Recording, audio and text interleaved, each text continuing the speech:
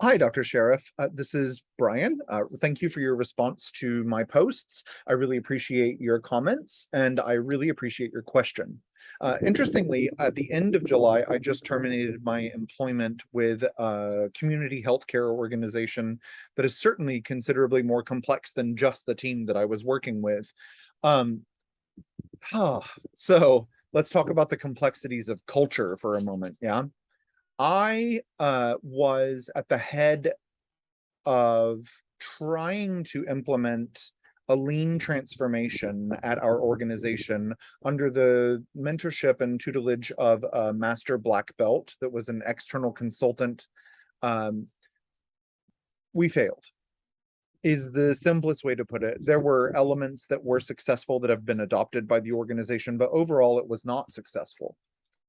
The big piece of that that stood out to me was that I actually ended up disagreeing with the methodology used by the consultant, in that I believe that change, no matter what you're about to do, is about focusing on the people doing the work.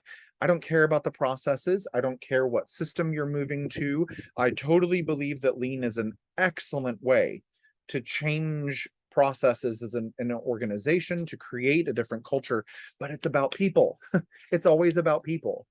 Even when Toyota with a D first started his business, it was about the machinery with the human touch. And the culture at Toyota with a T, which was created further on off of the success of his original business by his ancestor, by his son and then his grandson, etc. It was always about the human touch. It was always about the collaborative and innovative spirit of the people doing the work.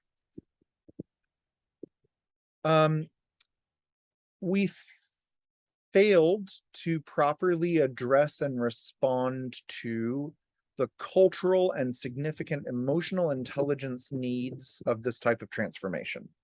I didn't know when we started this work that that's what needed to happen. And it wasn't until I continued some of my more in-depth emotional intelligence certifications that I realized that the missing element to any successful change is, in fact, addressing the people, giving room to the emotions, making those connections that I discussed earlier relative to conflict resolution, about values and things of that sort.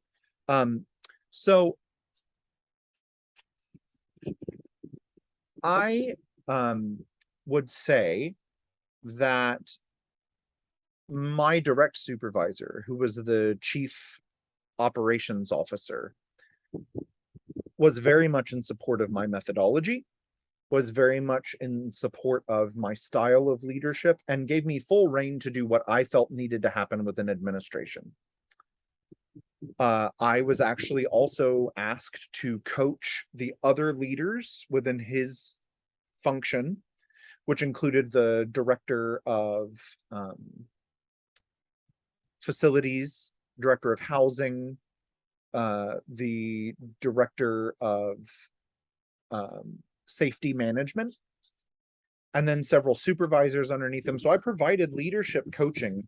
I coached my boss and I coached the others on three things, actually.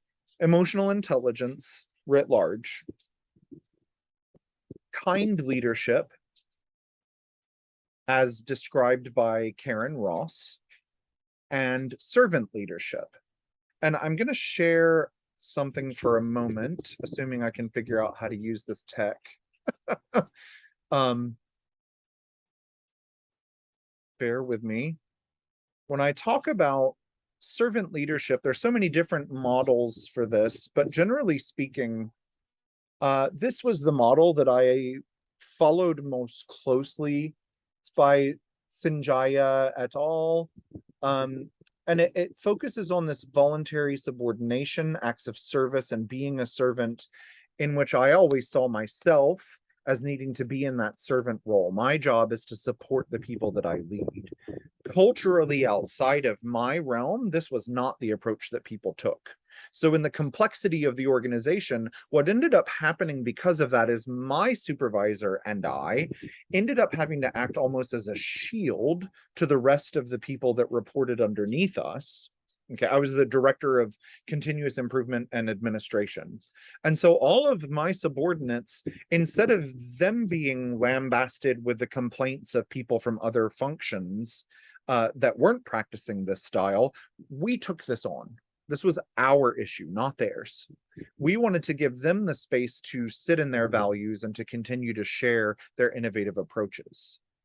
Authentic self, this vulnerability, I always encouraged courageous vulnerability. My team members have seen me cry.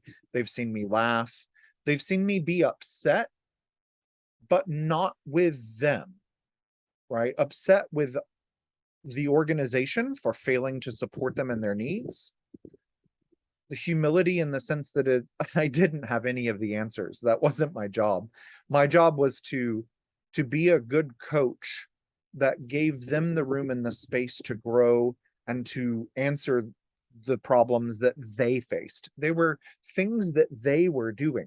What right did I have to tell someone that is a specialist in XYZ about how to solve a problem when they're the ones doing that work?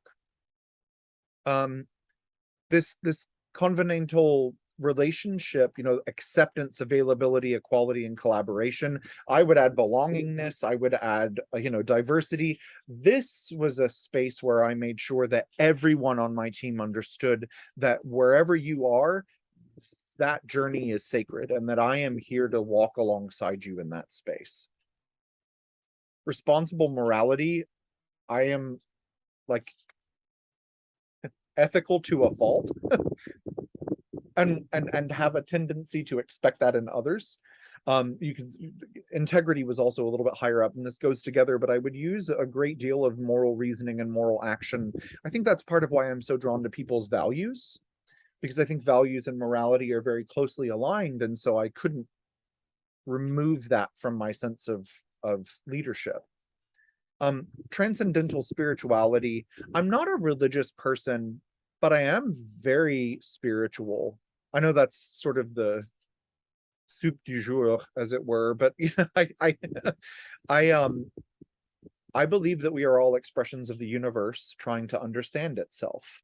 And so interconnectedness and a sense of mission and wholeness is precisely my purpose. I have what I call a noble goal through my emotional intelligence training, which is to nourish and embolden our spark. Because I believe that we all have a piece of the universe in us as a spark that draws us to connect to one another. And I use that as part of my leading. And transforming influence, the vision, I won't go into this space because I feel like we talked about that in the other answers. But my reason for sharing this is to show that we created almost an insular area within the larger complexity of the system in which we worked. And we're slowly trying to create tentacles out from the space where we were seeing positive results from our leadership into the larger organization as a whole. So we influence the organization to create a set of values and value statements that aligned with what we believed as a team. And we were able to use those in how we connected our people, somebody sitting at a front desk, to the greater purpose of the work that we did to serve our clients in this underserved population. So I hope that provides the right kind of context for what you're looking for. The short answer would be, organizationally, our support was minimal. However, towards the end of my tenure in that role, I began to see other people behaving differently that weren't within our group, and recognizing that they would need to adjust and adapt to connect with the way that we were leading our folks. Thank you for giving me the opportunity to discuss this. And if that didn't answer your question, please let me know.